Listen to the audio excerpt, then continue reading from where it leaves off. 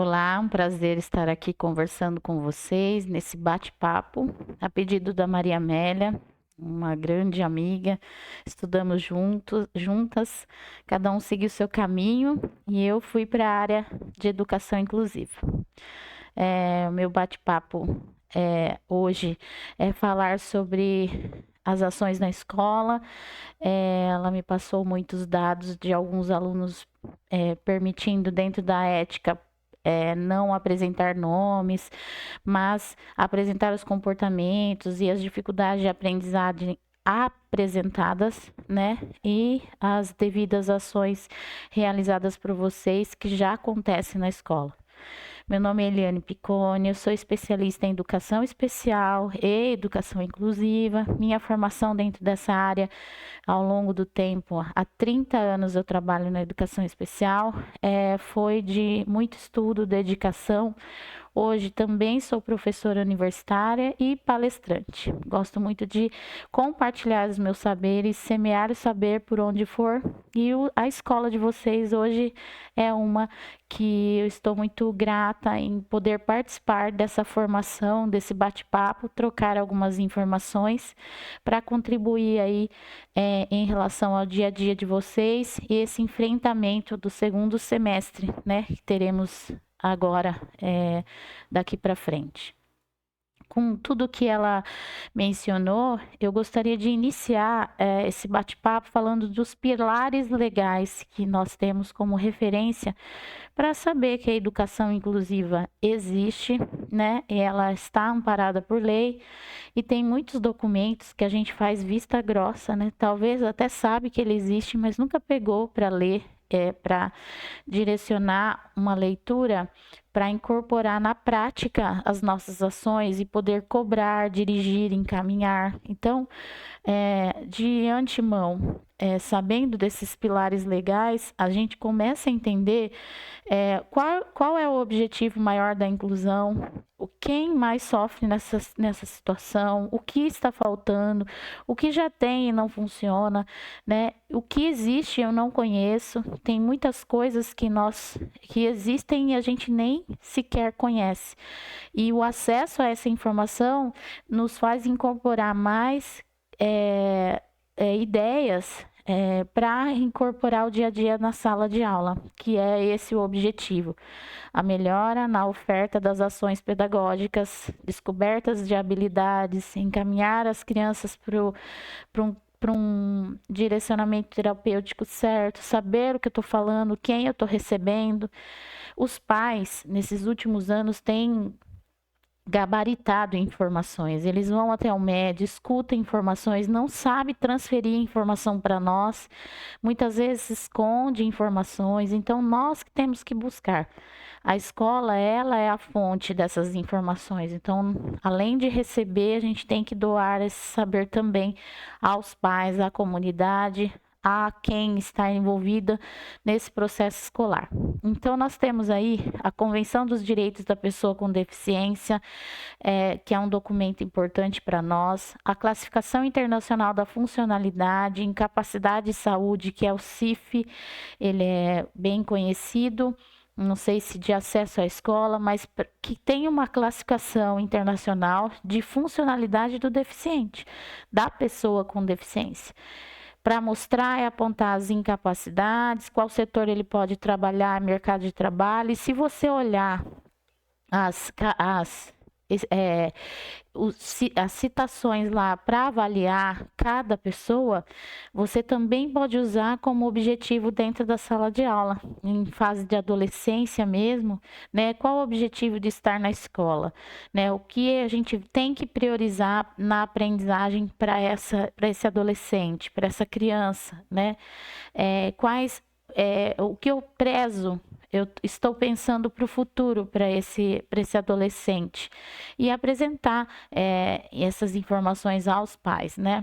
ele é usado muito para mercado de trabalho, mas ele também faz parceria com a escola a nível de informação. A gente tem que saber que existe um documento que avalia, sim, o PCD em toda a sua dimensão para mercado de trabalho, para funcionalidade na vida. Através desse documento, a gente também consegue avaliar as barreiras arquitetônicas, locais de acesso. Então, nós conseguimos criar até situações e desenvolver habilidades na pessoa com deficiência através de uma classificação. Aí que ele passa por essa avaliação. Nós temos a Agenda 2030, que é uma agenda que tem lá, ela chama Agenda 2030, não é uma agenda com datas, mas é uma reunião de citações, direitos a serviços básicos. O que inclui isso na inclusão? Tudo. O direito a serviços básicos, o acesso aos serviços básicos para não haver desigualdades sociais. Isso é muito importante também. Outro documento são as estatísticas da ONU, né? Tem um grupo que representa essas estatísticas. Isso é muito importante para nós. Em que região tem mais isso, tem mais aquilo? Aí vão investigar, porque para as pesquisas, isso é um campo inicial para compartilhar estudos e verificar o grande grupo de pessoas com deficiência, com esse tipo de deficiência nessa região, na outra, quais são as causas, as prevenções e tudo mais que a própria bibliografia pode contribuir para nós. A Lei Brasileira de Inclusão, que é a lei básica da inclusão, que a gente sabe que é importante para nós. O DSM-5, que é um manual de diagnóstico, eu não sei se vocês sabem, mas parte dele para registrar o diagnóstico, para vir esse famoso laudo que todas as escolas esperam muito. Nesse manual, nós temos descrito todas as características e observações necessárias para chegar a um diagnóstico.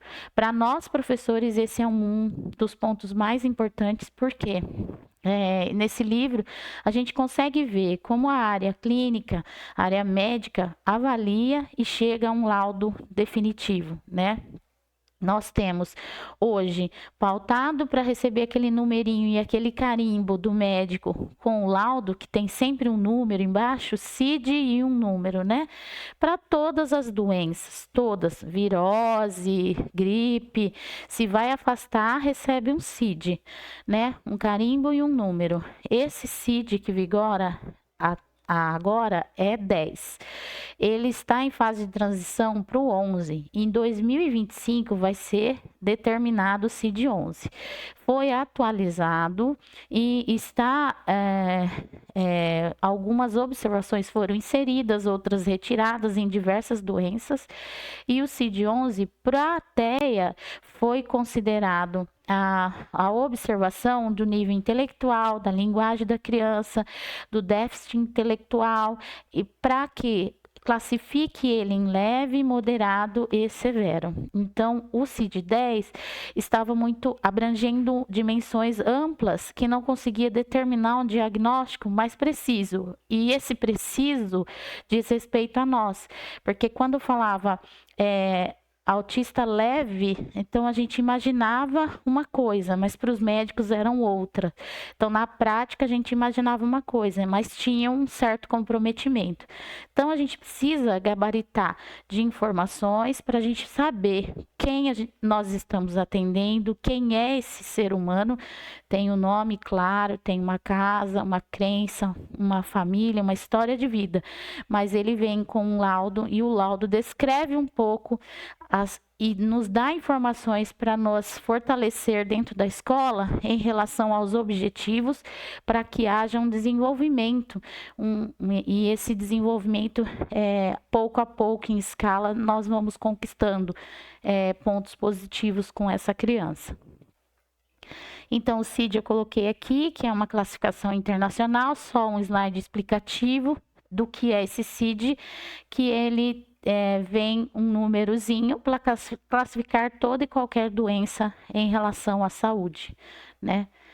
Então, nessa reflexão, nesse bate-papo, eu gostaria de, com todo esse material que eu apresentei para vocês, que nós saímos à pesquisa para nos informar de lei, do que tem direito, do que existe, dessas políticas públicas que acontecem, porque independente se eu tenho TEA, síndrome de Down, cadeirante, eu tenho que estar a par, porque a lei está aí, obrigatoriedade a todos na escola, e essa criança está inserida num contexto que às vezes nós precisamos adaptar as realidades para poder atender, né? Então, PCD, a pessoa com deficiência, são diversas deficiências, que eu sei, e a Maria Amélia citou aqui, várias deficiências atendidas por vocês aí na escola, e a maioria TEA, né?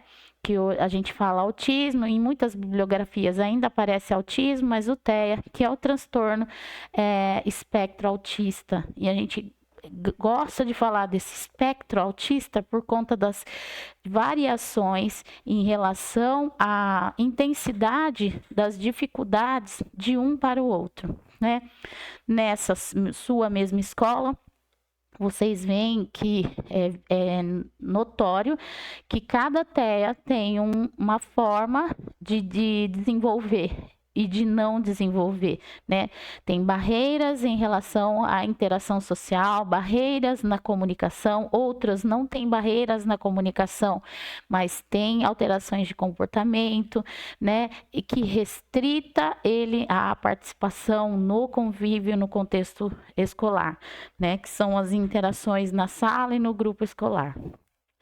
Então, o que é necessário antes de falar de TEA e do que fazer com os comportamentos, né, que é a preocupação toda de todas as escolas o que eu faço nesse momento, ele entra em crise, é entender o que são essas crises, né? Mas a gente precisa entender o que é TEA. Então, se a gente entender que o laudo, ele traz uma informação importante, oculta aí, que é a intensidade dos problemas do TEA para cada diagnóstico, nós vamos entender melhor esse aluno pertencente à sua escola. Então, assim, por exemplo, nós temos a área da linguagem, a área social e a área comportamental. Então, a proporção e intensidade do prejuízo em cada área vai determinar o grau do TEA de cada um. Então, avaliando isso, eu já sei encaminhar o que o meu TEA necessita para possivelmente evitar e prevenir crises que podem ser desencadeadas pela não compreensão de quem é o seu TEA, né? De quem é a Maria, de quem é o João, que apresenta o diagnóstico do laudo TEA, né? Então, nós vamos categorizar essa intensidade, e lá no DSM-5 fala muito disso, quais são as proporções, porque agora com o CID-11 vai ser apresentado um outro número. Todos os que são TEAs com o laudo do CID-10 vai mudar e vai vir um outro número, então muda o diagnóstico? Não, não muda.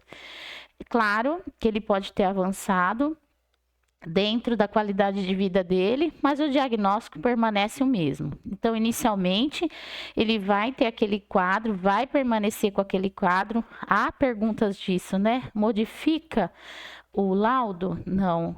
O laudo apresenta um registro de TEA, que inicialmente ele tinha muitos comprometimentos, mas com as estimulações isso tem colaborado para melhor qualidade de vida, acesso à aprendizagem e convívio social. Fora, sem contar a comunicação, que é muito importante. Quando se coloca esses níveis de intensidade do TEA, a gente pode estabelecer pontos que precisam melhorar, principalmente falando na área pedagógica.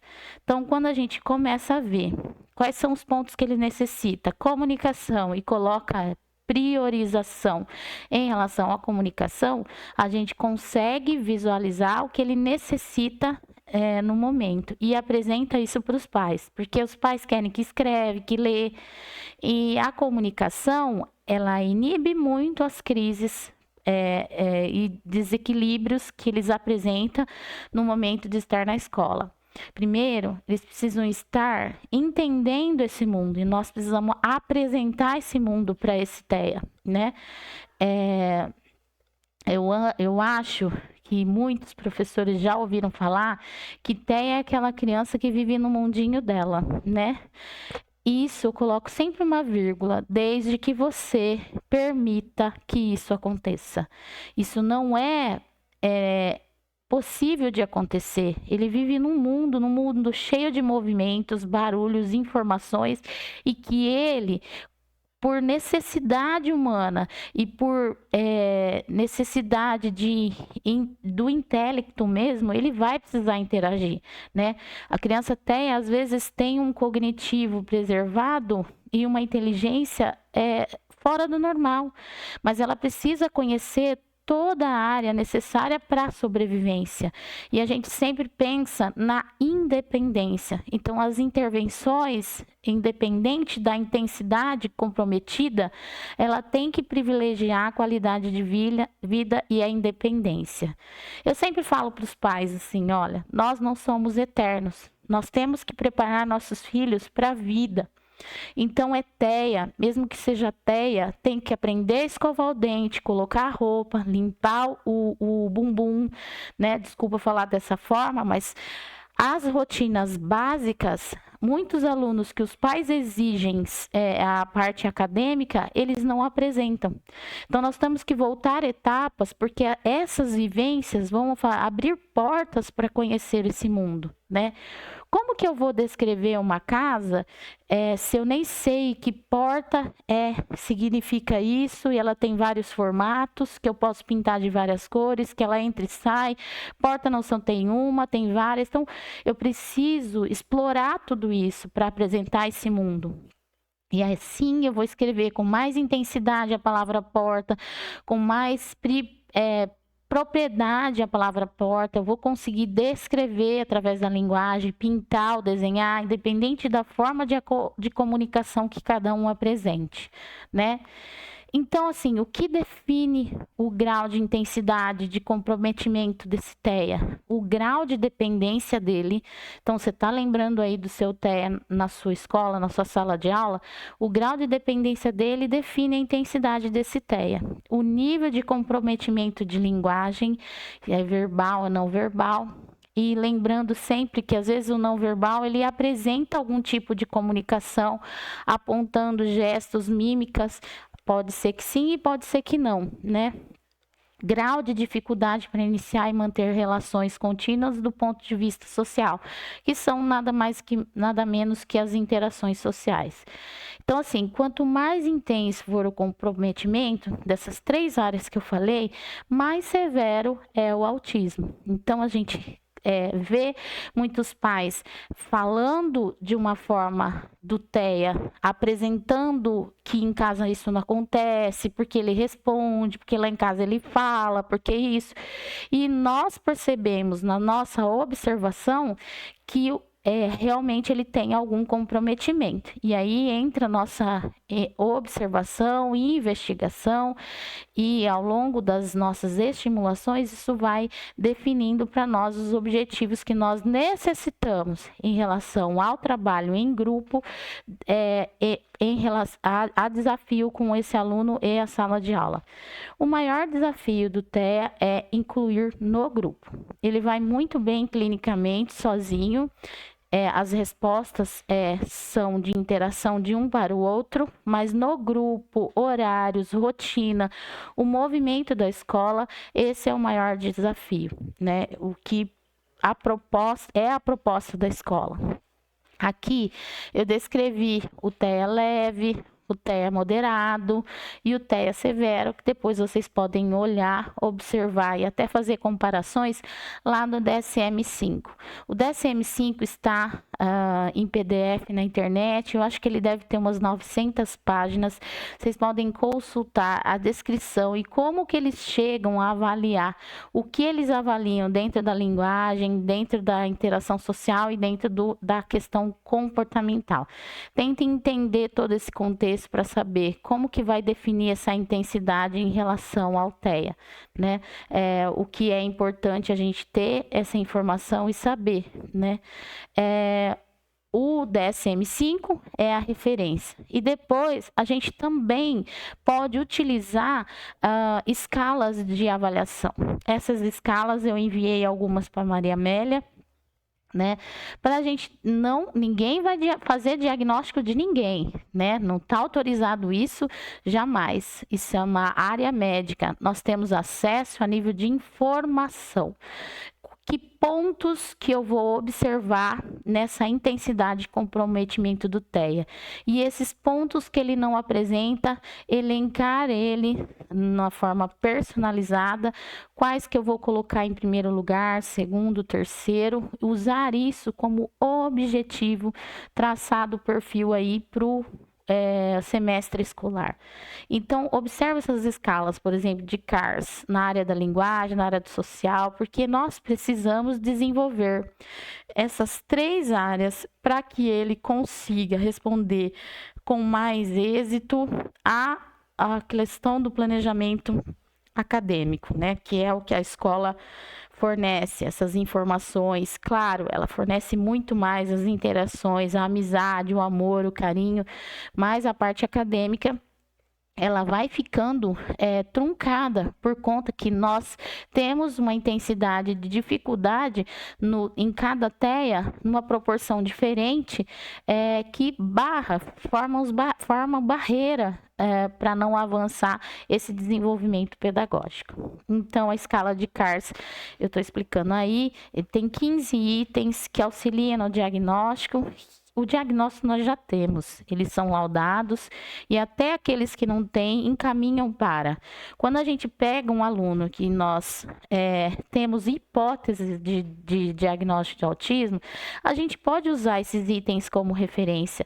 Até na hora de descrição de um relatório, eu pegar isso e descrever encaminhado para avaliação neurológica, o aluno não apresenta, de certa forma, uma linguagem baseada nisso, naquilo outro. As interações são apresentadas com apontamentos, nananana, e vai descrevendo, faz um apanhado, faz aquele relatório descritivo e observacional, porque o diagnóstico de autismo é dado observacional em todas as áreas que ele frequenta, na clínica, no médico, na escola, no lazer, tudo tem que bater igual, todos os comportamentos, né, de intensidade aí do TEA para definir um diagnóstico.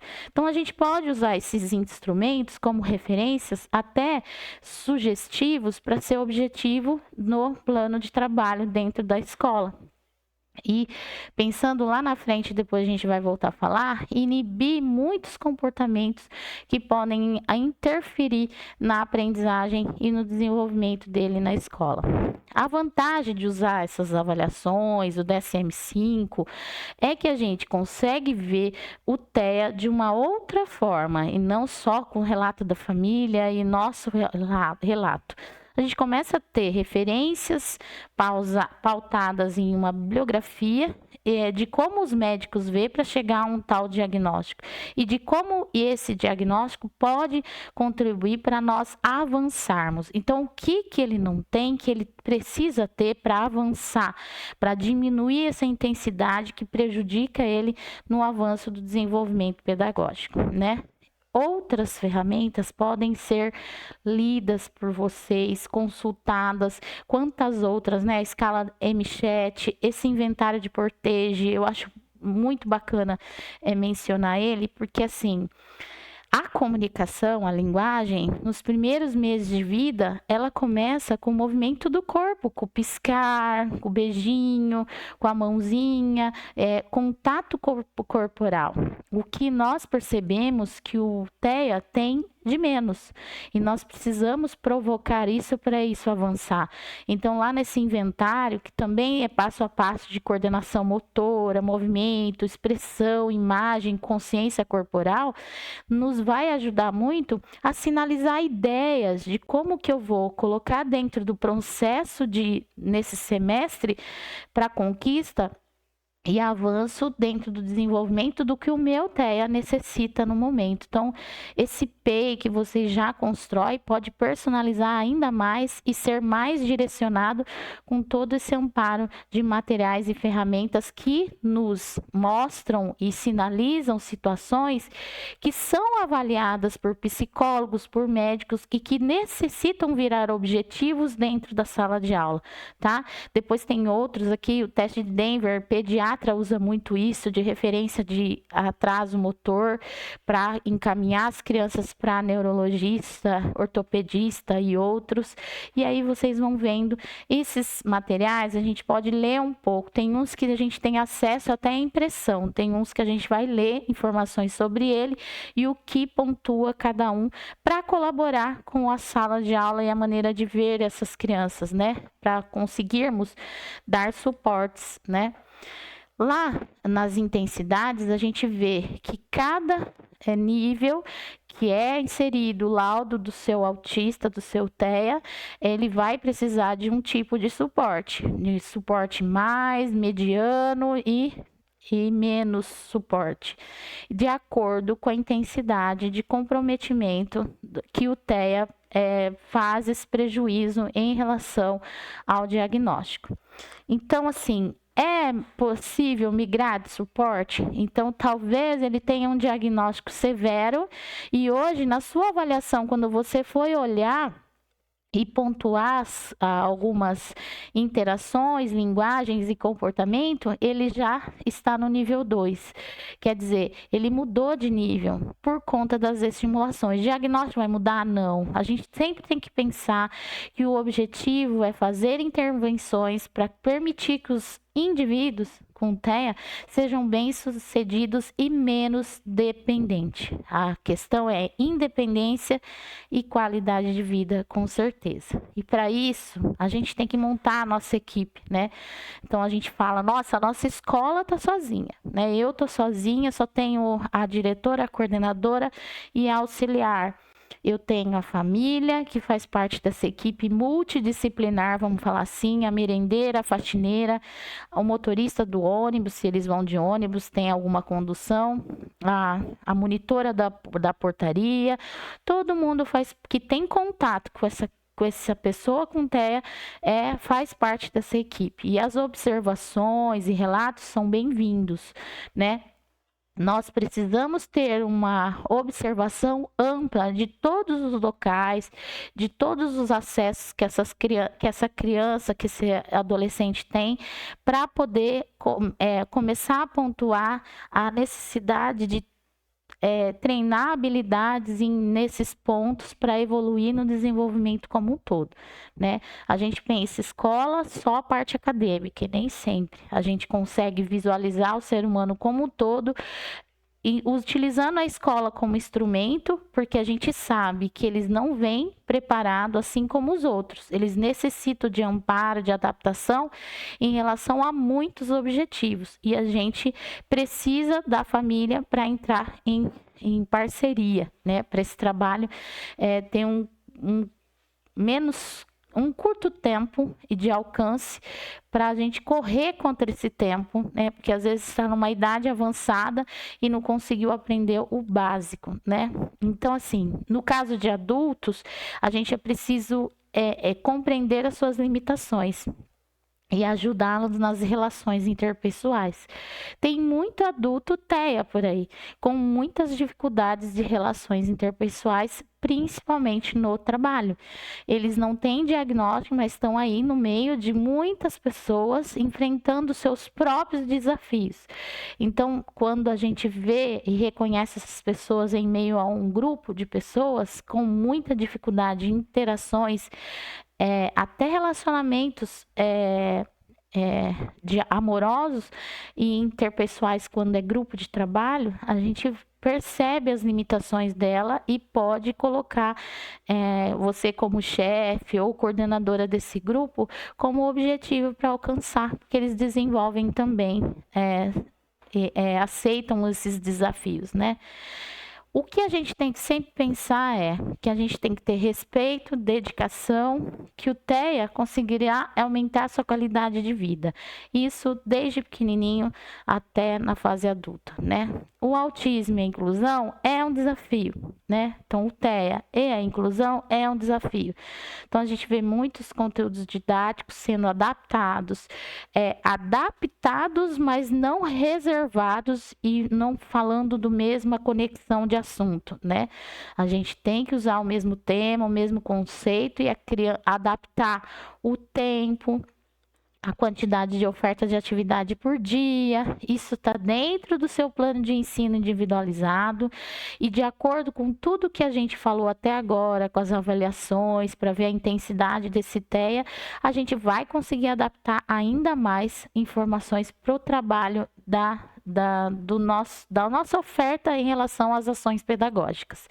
Então, a equipe que atende, ela é nossa equipe multidisciplinar. Se a gente tem o AE dentro da escola, se a gente tem acesso por via de relatório com quem atende o TEA, a gente consegue manter um diálogo para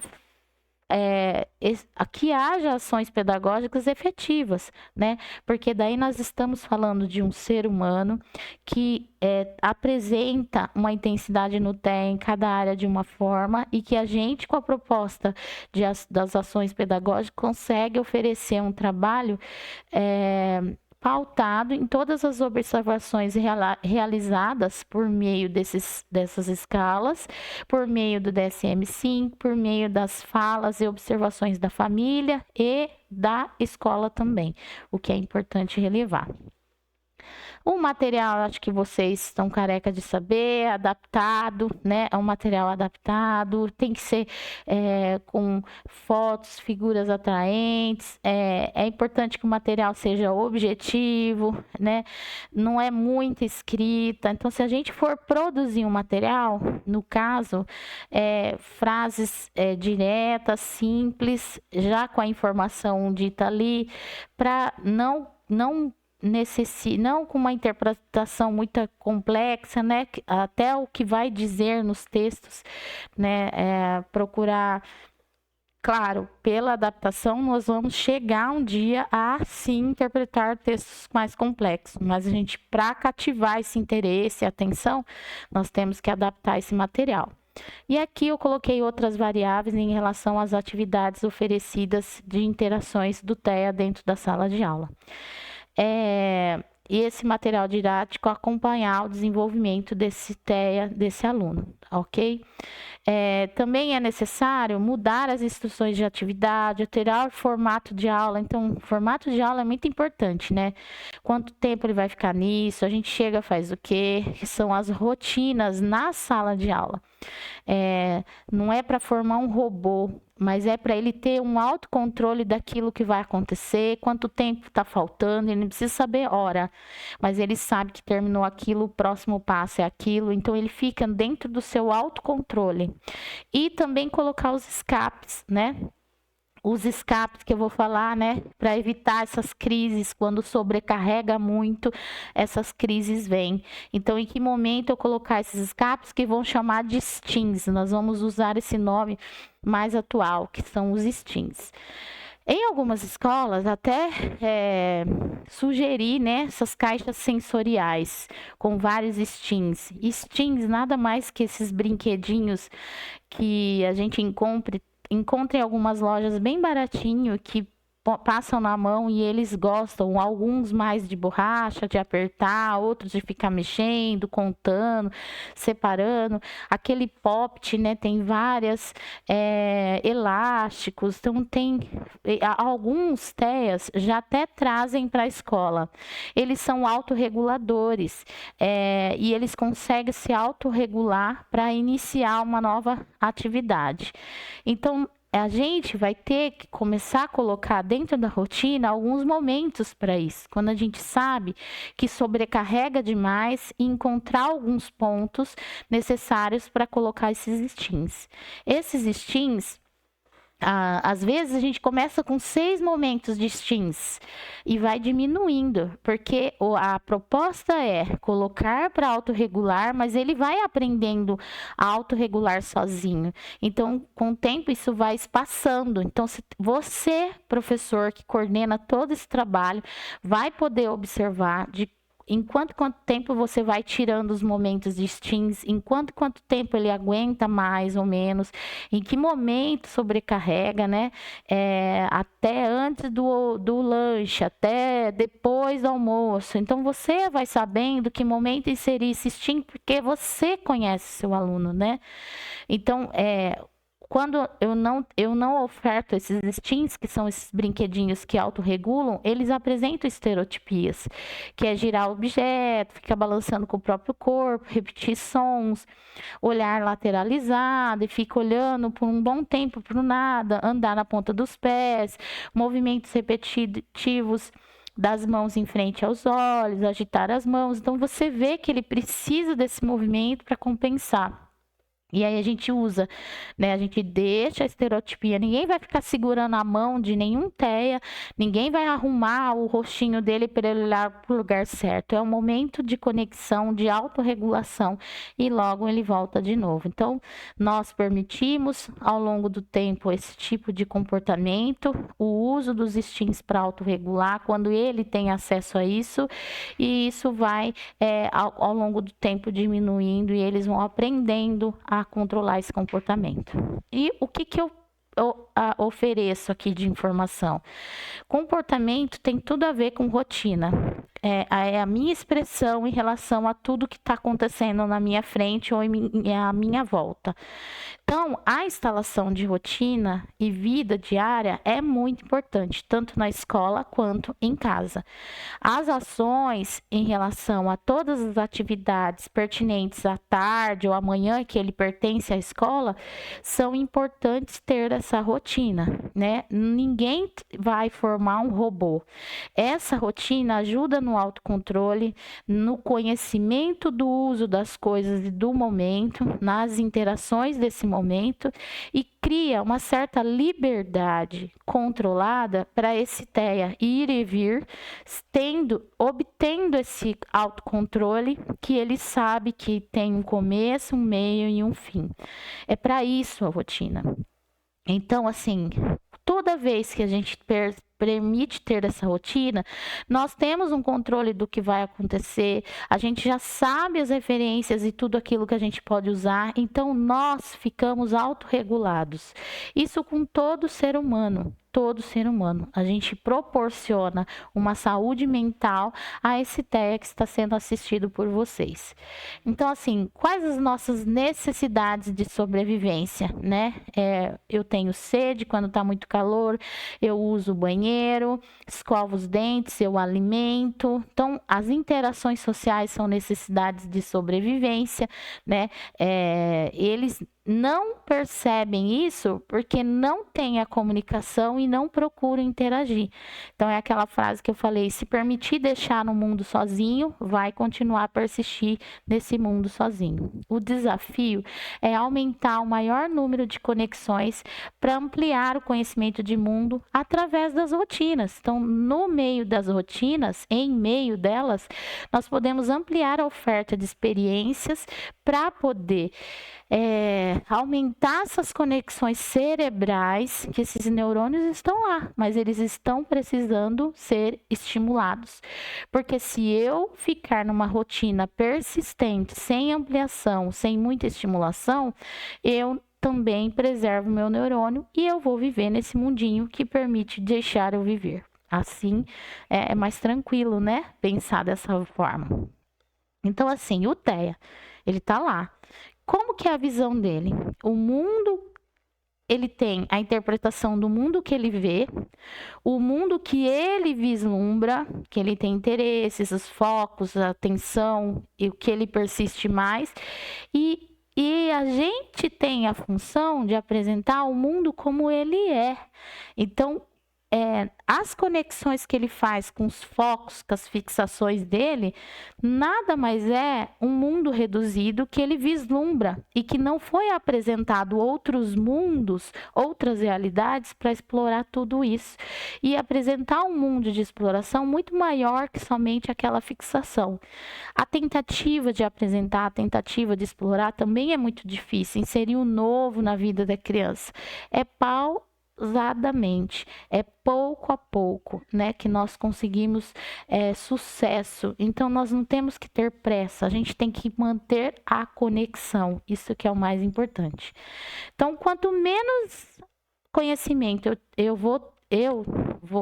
tiver, maior é o sofrimento do meu TEA, da pessoa com deficiência que eu atendo. Então, eu não li nada sobre síndrome de Down, eu não sei nada. Eu nunca nem sequer sei por que é assim, por que é assado. Então, realmente, a minha criança vai ficar restrita a eu replicar informações soltas da internet, porque eu não busquei informações para personalizar meu atendimento com essa criança. Isso acontece com cadeirante, isso acontece com cego, com baixa visão, isso acontece com TEA, com crianças mutismo seletivo. Vocês já ouviram falar sobre isso? Muitas vezes elas passam despercebidas como TEA, por não falar, por elas selecionar locais e pessoas que elas querem falar. Isso é um problema psicológico, emocional, tem terapia para isso, né? Ao longo do tempo elas vão desenvolvendo a questão da comunicação, porque elas sabem falar, mas descarta várias hipóteses, passa por avaliação médica e aí descobre esse diagnóstico. Leia mais sobre isso, que é importante também saber. Então, as rotinas, elas entram o autocuidado, que é importante, porque eu conheço vários TEAs que falam inglês, português, até alemão, mas não escova o dente. Quem escova é a mãe. E tá ficando adolescente, vai ficar uma falta de liberdade em conexão com o mundo muito grave. Então, na escovação, eu sei o tanto de pasta que eu coloco, quanto que cai, quanto que eu aperto, que hora que eu abro a água, qual que é a minha escova, vou discriminar ali no potinho qual que é a minha escova, onde que eu guardo, o que eu levo. Eles esquecem, a gente tem que lembrar de carregar, levar para o banheiro.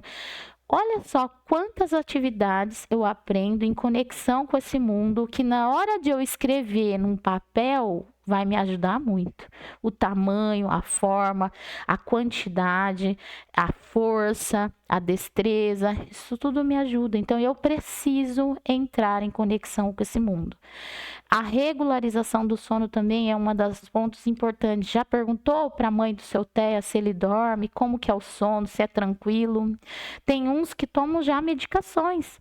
Nós temos a melatonina, que é um hormônio do sono natural, que muitos TEAs não produzem mais, ou não produzem mesmo, ou tem um desequilíbrio nessa produção em relação ao hormônio do sono e não regulariza o seu sono. Essa questão do sono é necessária e importante para ter controle e equilíbrio na mente, né? Então, diminuir estímulos para dormir, essas telas que eles são fascinados, né? Que a gente sabe que evolui, mas tudo tem que ter tempo, controle, esse autocontrole das telas para eles, ensinar para eles, mas o pai começar, através das rotinas, controlar esse tempo também. E aí, o que acontece? Quando a gente faz tudo isso, insere rotinas, fica invadindo o mundo que ele queria ficar sozinho. E a gente acaba explorando, estimulando. E o que acontece? Ele chora, ele entra em crise, mas ele é um direito dele comunicar com o choro. É um direito dele apresentar as crises.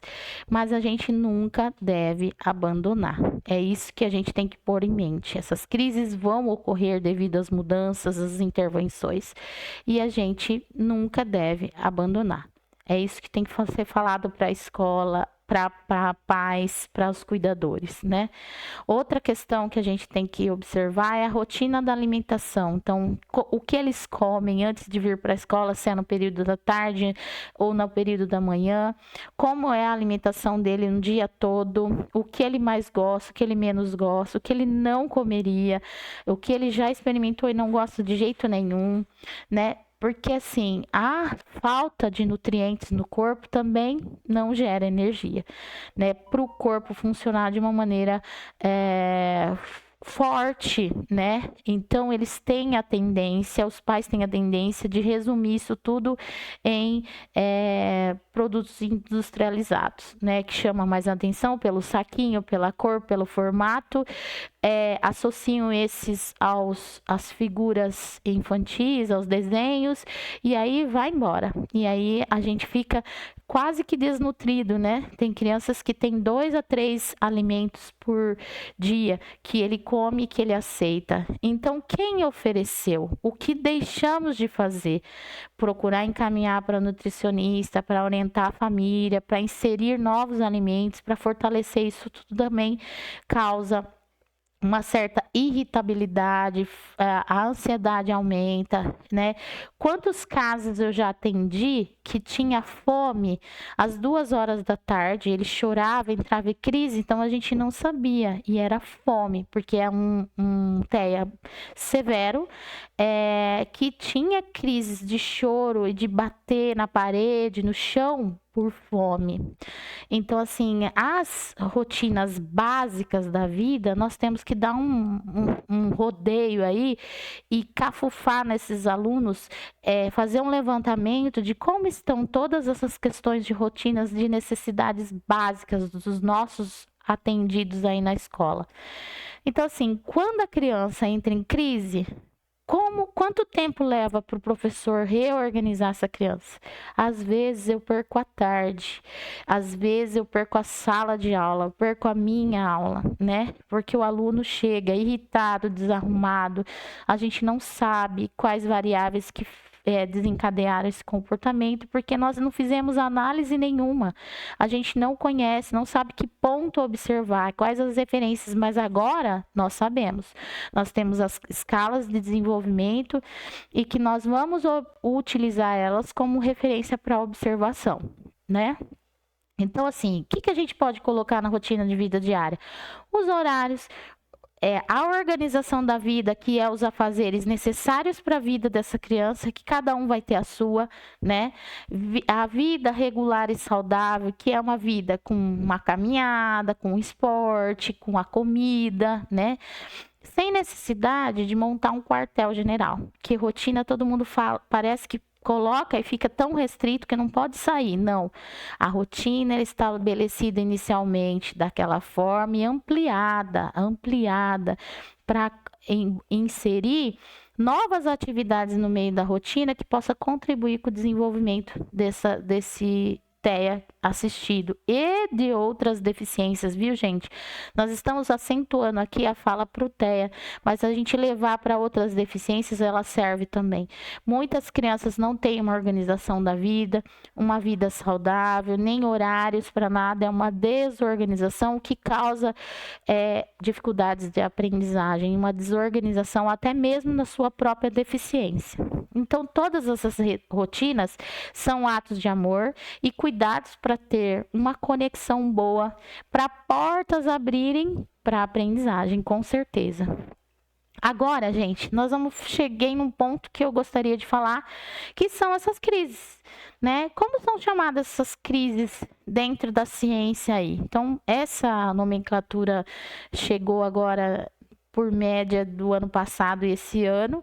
Então, são chamados de comportamentos interferentes. Esses comportamentos interferentes são comportamentos que interferem no rendimento da aprendizagem dentro da sala de aula, nesse espaço que hoje é nosso espaço que a gente está falando, que é a escola, né?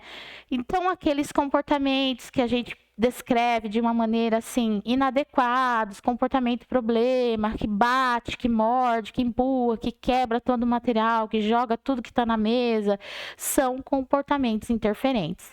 São comportamentos interferentes todos os comportamentos que interferem no rendimento e interação com a oferta das atividades e com a sua aprendizagem. São autoagressões, desvio de atenção, essas fixações que elas tomam conta do tempo muito grande e a criança destoa daquilo que é necessário aprender dentro da escola. E aí a gente fica pensando, né? Por que isso acontece? E a gente busca resposta para responder por que ele faz isso, né? Essa é uma das maiores questões. Então, nosso pensamento não está errado. A gente quer que eles parem de bater, querem que eles parem de comportar dessa forma, porque a gente sabe que é isso que prejudica o rendimento dele na sala de aula. Então, assim, se esse TEA se comporta dessa forma, essa forma tem função para ele. Ele está usando essa forma de se comportar porque tem função para ele. Ele produz isso e por conta de algo, né? Aconteceu alguma coisa, tem uma causa. Então, nosso olhar sensível agora é para esses momentos. Então, nós vamos encontrar respostas, mas elas não são respostas precisas, elas são correlação. Está correlacionado a algumas importantes observações, mas elas não necessariamente são a causa em si. A gente vai chegar na causa em si quando a gente tirar por fazer de novo a intervenção, fazendo aquela correlação para perceber se é realmente aquela causa em si, e aí a gente vai observando e pontuando. Nós vamos poder coletar informações e avaliar indiretamente, porque aí são observações que a família vai contar, que o grupo vai contar, o que aconteceu antes, o que tinha. Esses relatos nós vamos registrando. E também a observação, a avaliação direta, que é a avaliação que nós vamos olhar, né? A gente vai dar ponto positivo para as avaliações diretas, aquela que a gente está vendo na escola. Porque a avaliação indireta, as descrições nem sempre são pautadas no mesmo olhar pedagógico que a gente tem na escola. Elas contribuem, não é um ponto isolado, elas vão fazer entrelaços com as nossas observações. E assim nós vamos montando esse quebra-cabeça, né? Mais um alerta, a gente tem sempre que saber os limites de um comportamento, de uma alteração de comportamento, de um comportamento interferente, quando ele é grave, quando ele causa risco de vida à própria pessoa e ao grupo, né? Então aí nós encaminhamos para pedir apoio de um profissional, para fazer uma análise, auxiliar nas orientações, que às vezes a família precisa ser orientada, o próprio aluno, nós temos várias terapias podendo indicar e até mesmo o uso de medicamentos para autocontrole, quando não consegue autorregular, quando nenhuma oferta de trabalho que nós fizemos até então, nós conseguimos êxitos em algumas propostas que nós pensamos, né? Que eu sei que todo professor é muito criativo. Eu vou apresentar para vocês um instrumento que chama Formulário ABC. O ABC, ele vem da análise comportamental behaviorismo. A gente sabe, quem lê, que o behaviorismo é análise de comportamento pura, analisando as ações e reações do ser humano, e começaram lá com testes com animais. E esse behaviorismo é análise de comportamento que fazemos hoje com várias técnicas, né? Principalmente o ABA, que hoje é muito famoso, numa técnica que tem bastante êxito em relação a respostas em comportamento. Mas esse a gente vai usar dentro da sala de aula, né? Então a gente pode colocar assim: antecedente, o que antecede o comportamento apresentado e a consequência disso tudo. Então, dentro desse quadro, a gente pode pôr descrever o que antecede o comportamento. Aconteceu. O que aconteceu antes? Alguém entrou, deu um recado, ele começou a puxar o cabelo. Aí escreve no comportamento, puxou o cabelo. E a consequência? A consequência além de puxar o cabelo, ele desiste de fazer atividade e sai correndo, e isso tudo faz parte do comportamento, porque o comportamento que ele teve foi a autoagressão. A consequência é a desistência e fugir da sala de aula, não negando a fazer a atividade, né? Então, assim, nós temos que observar e dentro desse quadro de anotações, as repetidas vezes e as diversas formas de comportamento apresentada, e às vezes é o mesmo comportamento, e em que momento. Observando assim, a gente consegue ter uma sensibilidade para evitar e prevenir comportamentos vendo o antecedente já previsto de acontecer, oferecendo STINs nesse momento, necessitando de amparo e acolhimento para a evolução, por exemplo, de aceitação de entrar uma pessoa na porta diferente e conseguir aceitar o recado, né? Fazer um movimento da escola de pré-antecedência para quando for lá na sala de aula, bater na porta, esperar o professor ir, porque daí o professor sabe antecipar e conversar. Acho que tem alguém na porta, e ele ir até a porta, abrir esse trinco e o professor entrar para dar um recado, e aí ele começa um trabalho de aceitação desse movimento chamado escola e grupo social. Mais sugestões? Para finalizar nosso bate-papo aqui, deixo claro para vocês que são sugestões, desafios, e cada um aí dentro da sua realidade vai poder proporcionar uma melhora nas condições de compreensão, de acolhimento, e a gente sabe que nunca vai ser 100%, porque a gente precisa de um trabalho de um todo, mas a gente não vai deixar de descrever, observar, pontuar e registrar tudo que foi feito, tudo que está sendo feito, tudo que não deu resultado, porque esses pontos que não dão resultados também sinalizam modificações, mudanças para conseguir outros objetivos de outras formas, né? Acho que é importante deixar claro aqui que o treino de comunicação funcional é muito importante. Então, durante a semana, eu ter 3 dias para treinar comunicação, né? Levar recado, colocar figuras que simbolizam aquelas ações, fazer uma atividade em grupo que é só leitura de imagens e a criança tem que imitar. Dependendo da idade, cada sala posso proporcionar atividades que treinam esse tipo de comunicação no final da aula, no meio da aula, no início da aula. O treino de espera, quais atividades podem proporcionar esse treino de espera? Oferecer a possibilidade de escolha. Temos 2 atividades hoje, você pode começar por essa ou por essa. Ele vai fazer a escolha. Adequar o tempo ou a quantidade da criança de permitir ficar sentada ou produzindo aquela atividade. O bloqueio de redirecionamento é esse momento de crise que a gente oferece os STINs e depois retoma, redireciona a atividade novamente, e o fortalecimento de outros repertórios que a gente pode inserir dentro da rotina. E a gente falou muito sobre rotina hoje e deixei claro para vocês como que é importante ter nessa explanação que nós fizemos nesse bate-papo meio que rápido aqui, informações importantíssimas para modelar, moldar, incorporar aí o trabalho que vocês já fazem, mas com uma outra versão mais incorporada desses instrumentos de escalas de observações que a gente pode ter acesso usando como objetivos para melhorar as ações e as habilidades pedagógicas na sala de aula. A gente tem que pensar que nós estamos em busca de uma harmonia pedagógica, né, dentro da sala de aula, de um prazer de estar ali e de um prazer em entender as realidades do mundo ofertada nesse momento que é a escola, de entender o que são vivências sociais, de interações sociais, de entender para que serve a comunicação?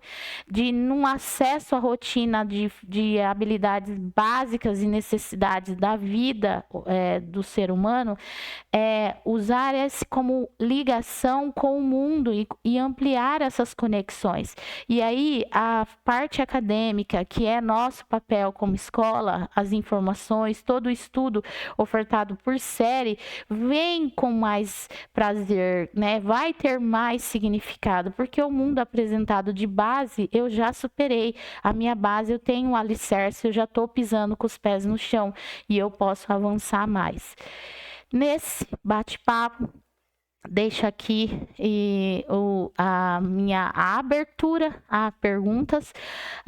Nós vamos fazer um grupo para vocês perguntar. Fique à vontade a colocar algum caso, situações, né? Para nós pensarmos juntos como vocês têm a realidade de vocês em situações e para produzir um trabalho legal e efetivo dentro da escola de vocês. Que bom que a Maria Amélia pensou nesse bate-papo. Espero que eu tenha contribuído para a equipe de vocês. Eu fico aqui na espera desse retorno das perguntas, de saber se vocês gostaram do nosso bate-papo. Então, um beijo, um abraço para todos vocês. O meu prazer é enorme de estar falando com vocês. Depois a Maria Amélia vai passar meu contato. Vocês podem entrar dentro do grupo e a gente conversar sobre essas reflexões nas ações da escola, com todas as deficiências e exaltando hoje o TEA. Então, beijão e tchau, tchau. Até mais.